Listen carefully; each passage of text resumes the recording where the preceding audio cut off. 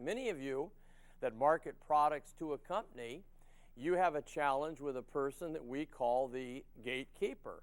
Now, a gatekeeper is a person that works in the company, that screens calls, that does their best to hide the decision maker from you.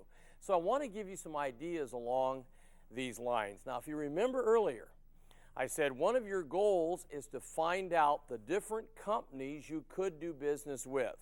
Make a list of these companies. Then you have to have a strategy to, first of all, find out who the right person is in the company. That's the decision maker. Secondly, to use creativity to get past this gatekeeper and meet these people. Now, I want to give you some ideas. First of all, when you call a company, you want to make sure you don't blurt out what your business is. Also realize that this receptionist may not be the real gatekeeper. The receptionist may be the person answering the phone. Then you have an executive assistant who is the real gatekeeper hiding your final decision maker.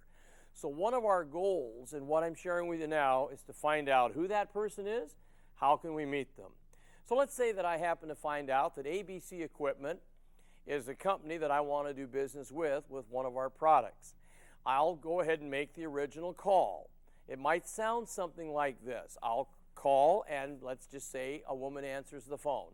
And she says, "Good afternoon, ABC Equipment. How may I help you?" I say, "Hello, my name is Tom Hopkins. Give your name."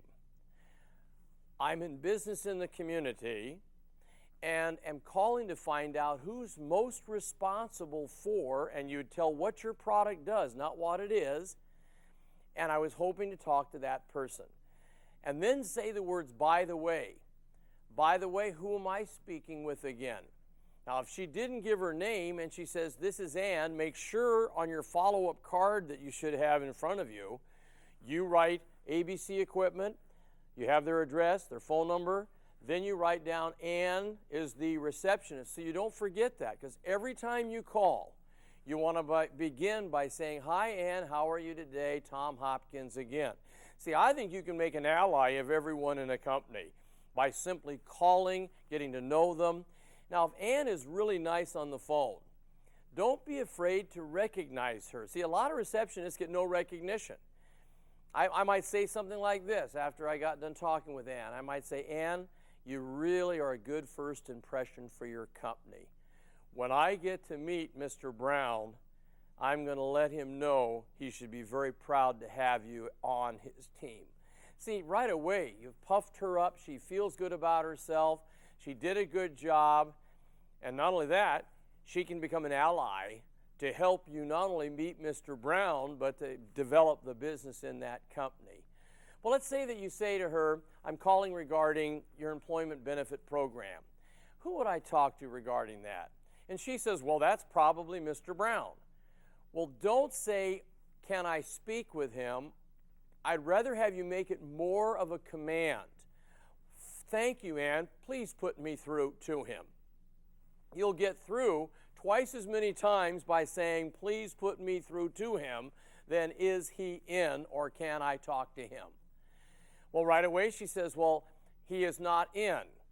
Can I have him call you back?" Now, I want you to try a couple of these strategies. You might say, "Well, Ann, let me again have you write down my name, Tom Hopkins. Then I'd like you to come up with a sentence that's creative, that creates curiosity.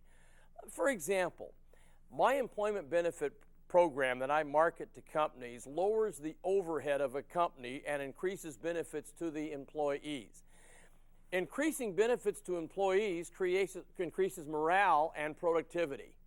So if I were talking to Ann and Mr. Brown wasn't in, and she says, "Can I have him call you?" I'd say, "Ann, would you just tell him that Tom Hopkins called regarding lowering the company overhead and thus increasing profits? Could you just write that down just like that?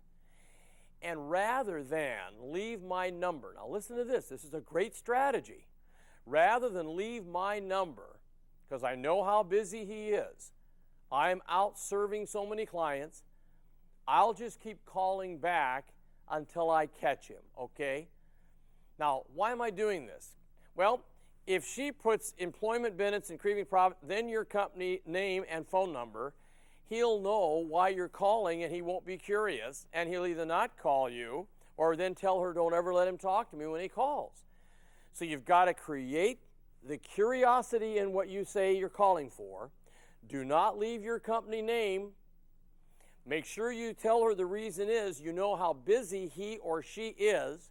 Rather than have them waste their time trying to reach you, I'll just keep calling back. I had one student that through a process of calling and not leaving his phone number, but again, enticing with curiosity, using clever ways of letting her know that, hey, the decision maker is going to love to meet me, took 6 calls over a 2-month period.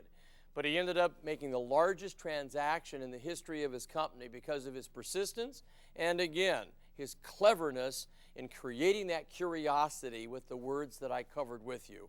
Try that. It really works.